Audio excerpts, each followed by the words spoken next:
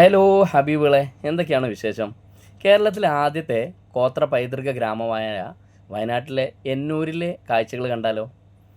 പാരമ്പര്യവും പ്രകൃതിയും ഒന്നിക്കുന്ന ഗോത്ര സംസ്കാരം തൊട്ടറിയാൻ പറ്റുന്ന ഈ മനോഹരമായ കുന്നിൻ മുകളിലേക്ക് നമുക്കൊരു യാത്ര പോയാലോ? വയനാട്ടിലെ പൂക്കോട് വെറ്റിനറി കോളേജിൻ്റെ അടുത്താണ് കേട്ടോ ഈ എന്നൂർ സ്ഥിതി ചെയ്യുന്നത്.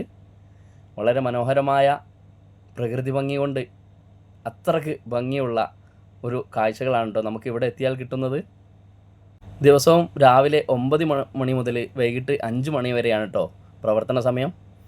ഇവിടെ ഇരുന്ന് ഒരു ചായയൊക്കെ കുടിച്ച് വിദൂരതയിലേക്ക് അങ്ങ് നോക്കിക്കഴിഞ്ഞാൽ എന്തു മനോഹരമായ കാഴ്ചകളാണല്ലേ. എത്ര കണ്ടാലും മതിവരാത്ത കുന്നിൻ മുകളിലെ മനോഹരമായ കാഴ്ചകൾ. അതിനു പുറമെ കുട്ടികൾക്ക് കളിക്കാനുള്ള കുറച്ച് ആക്ടിവിറ്റീസും കൂടി ഇവിടെ ഉണ്ട് കേട്ടോ. ചെറിയ കുട്ടികളാണെങ്കിൽ അവർക്ക് കുറച്ച് സമയം എൻ്റർടൈൻമെൻറ്റ് ചെയ്യാൻ പറ്റിയ നല്ലൊരു ഏരിയ കൂടി ഇവിടെ സെറ്റ് ചെയ്ത് വെച്ചിട്ടുണ്ട്.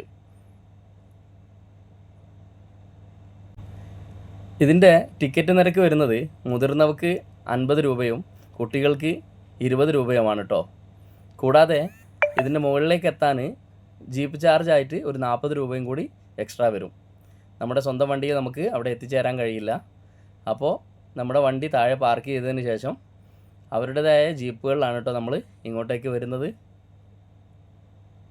കാണാത്തവരാണെങ്കിൽ ഒരിക്കലെങ്കിലും ഒന്ന് കണ്ടു നോക്കിക്കോളൂ, ഒരിക്കലും നഷ്ടമാവില്ല. അത്രയ്ക്ക് പ്രകൃതി ഭംഗി കൊണ്ട് മനോഹരമായ കാഴ്ചകളാണ് കേട്ടോ ഇവിടെ. മണ്ണും മുളയും വൈക്കോലും ഉപയോഗിച്ച് നിർമ്മിച്ച 10 തരം പരമ്പരാഗത ഗോത്ര കുടിലുകൾ ഇവിടെ നമുക്ക് കാണാം.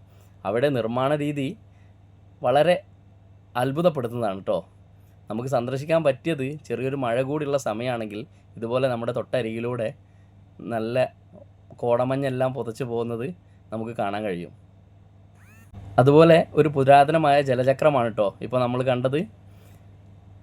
നമുക്ക് ഓരോ കുടിലുകളുടെയും ഉൾവശത്തെ കാഴ്ചകൾ നമുക്ക് വിശദമായി കാണാൻ കഴിയും. അതുപോലെ 300 പേർക്ക് ഇരിക്കാൻ പറ്റുന്ന ഒരു ഓപ്പൺ സ്റ്റേജ് കൂടി ഇവിടെ ഉണ്ട് കേട്ടോ. കുറച്ച് മുമ്പ് കലാപരിപാടികളൊക്കെ ഇവിടെ അരങ്ങേറിയിരുന്നു. ഇപ്പോൾ അതൊന്നും ഇല്ല. എങ്കിലും ഇവിടെ വന്നിരിക്കാൻ തന്നെ ഒരു വല്ലാത്ത വൈബാണ്. ഇവിടെ വന്ന സമയം പോകുന്നതേ അറിയില്ല. ഓരോ കുടിലുകളും നമുക്ക് കയറി കാണാൻ കഴിയും. പൈതൃകം ഉണർത്തുന്ന ഒരു വല്ലാത്ത അനുഭവമാണ് കേട്ടോ ഇതിനുള്ളിൽ കയറുമ്പോൾ. മുള കൊണ്ടും മണ്ണ് കൊണ്ടും മാത്രം നിർമ്മിച്ച ഓരോ നിർമ്മിതികൾ.